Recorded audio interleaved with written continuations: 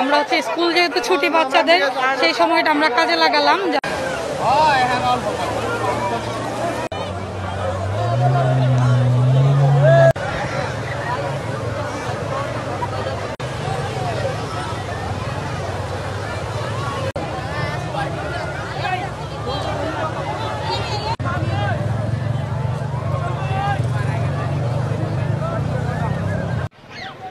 আসলে 5:30 পর থেকে আমরা অনেক বেশি পর্যটকের চাপ অনুভূত করতেছি।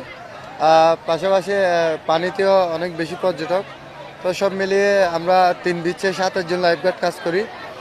পাশাপাশি এডিশনাল আমাদের কিছু ভলেন্টিয়ার রয়েছে, তারাই আমাদের সাথে নিয়মিত কাজটা চালিয়ে যাচ্ছে। তো সব মিলিয়ে পর্যটক যাতে পানিতে কোনো ধরনের সমস্যাতে না পড়ে, সেদিকে আমাদের ফোকাসটা একটু বেশি।